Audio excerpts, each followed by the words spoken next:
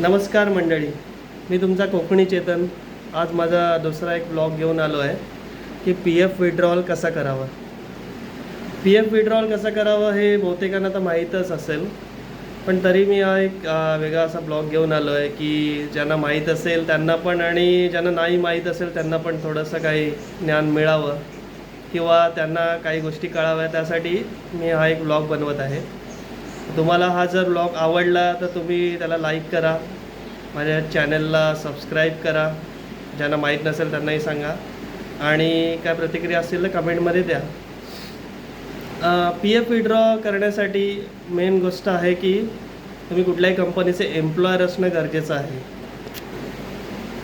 म्हणजे तुम्ही कुठल्याही ज्या कंपनीत काम करत असेल त्या कंपनीतून तुमची सर्टन एक अमाऊंट पी एफला जमा होते, ई पी एफ बोलतात त्याला. तर आपल्याला जेव्हाही काही गरज लागते तेव्हा आपण इथे तिथे हात पसरण्यापेक्षा आपल्या पी एफ अमाऊंटमधूनच अमाऊंट विड्रॉ करण्यासाठी आपण म्हणजे पहिला प्रेफरन्स देतो. तर ते कसं करावं यासाठी हल्ली आता तर ऑनलाईन सुविधा उपलब्ध झाली आहे, त्या थ्रू तुम्ही तुमचा पी एफ विड्रॉ करू शकता. तर त्यासाठी तुम्हाला सगळ्यात मोठं गरजेचं आहे तुमचा यू एन नंबर माहीत असणं. ते तुम्हाला तुमच्या एम्प्लॉयरकडून मिळेल, यू एन नंबर आणि पासवर्ड.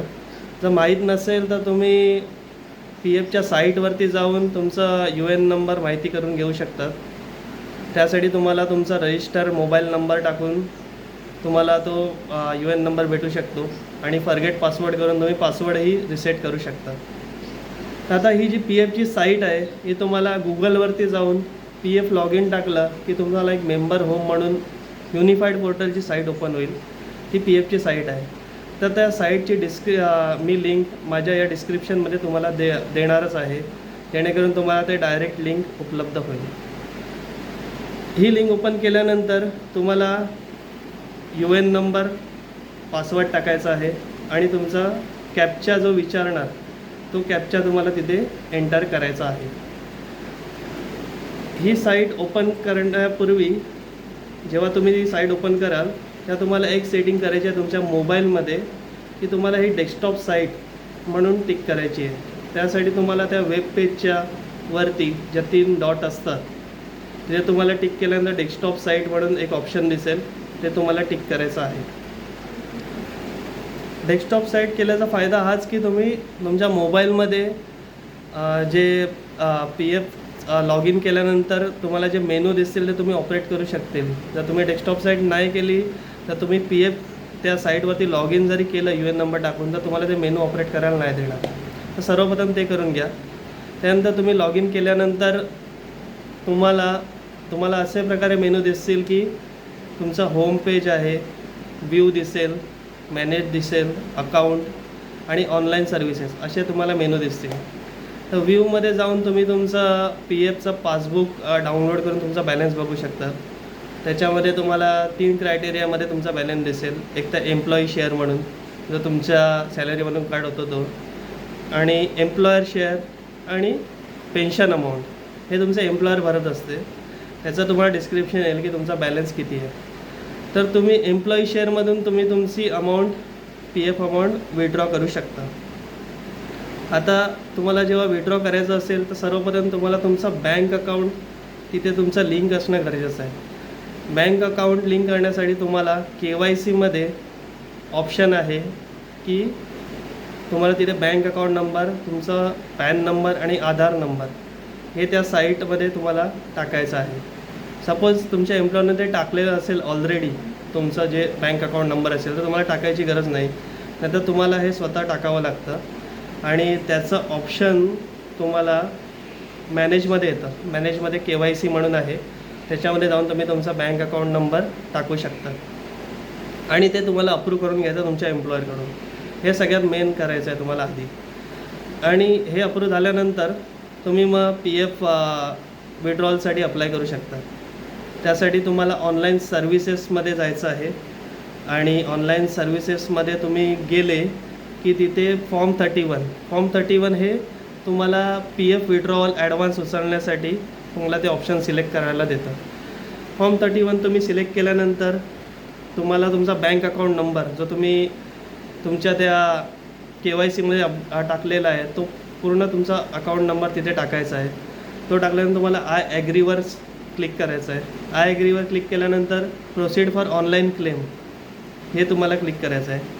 व त्याच्यानंतर I want to apply for form 31 त्याच्यावरती तुम्हाला क्लिक करायचं आहे. फॉर्म 31वर क्लिक केल्यानंतर तुम्हाला सिलेक्ट सर्व्हिस करायची आहे. सिलेक्ट सर्व्हिस म्हणजे तुमचा एक असा MHBN असा एक मोठा असा नंबर असेल, जो तुमचा PF नंबर असतो तो तुम्हाला सिलेक्ट करायचा आहे. ते सिलेक्ट केल्यानंतर तुम्हाला कुठल्या पर्पजसाठी आता तुम्हाला PF काढायचं आहे ते तुम्हाला पर्पज मेन सिलेक्ट करायचं आहे. पर्पसेस टाईप तिकडे वेगवेगळे आहेत. उदाहरणार्थ हाऊस रिपेअर आहे, कन्स्ट्रक्शन ऑफ हाऊस आहे, किंवा मॅरेजसाठी आहे, इलनेस आहे, पॉवर कट आहे, असं वेगवेगळ्या प्रकारचं तुम्हाला जे पर्पज आहे ते सिलेक्ट तुम्हाला जे योग्य असेल ते तुम्ही सिलेक्ट करू शकता. आता त्याचे वेगवेगळे क्रायटेरिया आहेत. समजा कन्स्ट्रक्शन ऑफ हाऊस आहे ते तुम्ही 1 टाईमच घेऊ शकता. त्याच्यामुळे हे सिलेक्ट करताना तुम्ही विचारपूर्वक सिलेक्ट करा पर्पज कुठला करायचा आहे ते, आणि ते किती % काढू शकतात त्याचंही तुम्हाला सर्च तुम्ही करून त्याप्रमाणे तुम्ही ते पर्पज टाकू शकता. ते तुम्हाला ऑनलाईन तुम्हाला कळतं की कुठल्या पर्पजसाठी किती आहे ते तुम्हाला पर्पज मेन सिलेक्ट करायचं आहे. आणि ते नेहमी काळजीपूर्वक पर्पज सिलेक्ट करा, कारण ते तुमचा PF क्लेम अप्रूव्ह होण्यासाठी ते योग्य पर्पज असणं गरजेचं आहे. नाहीतर तुमचा PF क्लेम रिजेक्टही होऊ शकतं जर तुम्ही चुकीचा पर्पज निवडला आणि त्या क्रायटेरियामध्ये तुम्ही नाही बसला तर. त्यानंतर तुम्हाला अमाऊंट टाकायची आहे. अमाऊंट ऑब्व्हियसली तुम्ही एम्प्लॉई शेअरच्या ज्या पर्पजप्रमाणे पर्सेंटेज असेल त्याप्रमाणे तुम्ही अमाऊंट टाकू शकता. सपोज तुम्ही 1 लाख तुमचा एम्प्लॉई शेअर असेल आणि पर्पजप्रमाणे तुम्ही जर 90% पण अप्लाय करू शकत असला तर तुम्ही 90,000 काढू शकतात. ओके, मेन अमाऊंट टाकल्यानंतर मग तुम्हाला तुमचा एम्प्लॉयर ॲड्रेस, तुम्ही जिथे आता काम करत आहे त्या कंपनीचा पूर्ण ॲड्रेस टाकायचा आहे. स्टेट टाकायचा आहे, महाराष्ट्र असेल तुमचं जे स्टेट असेल ते तुम्हाला स्टेट सिलेक्ट करायचं आहे, सिटी सिलेक्ट करायचं आहे, पिनकोड सिलेक्ट करायचं आहे. हे केल्यानंतर तुम्हाला सगळ्यात मॅन्डेटरी आहे ते तुम्हाला जे तुम्ही बँक अकाउंट दिलं आहे त्याचा चेक, त्या चेकची इमेज तिथे अटॅच करणं मॅन्डेटरी आहे. तर ते तुम्ही असेल तर तुम्हाला उत्तम. जर तुमचं ते अकाउंटचं चेकबुक नसेल तर तुम्ही ते अप्लाय करा आणि चेकबुक मागवून घ्या PF ऑनलाईन क्लेम टाकायच्या आधी.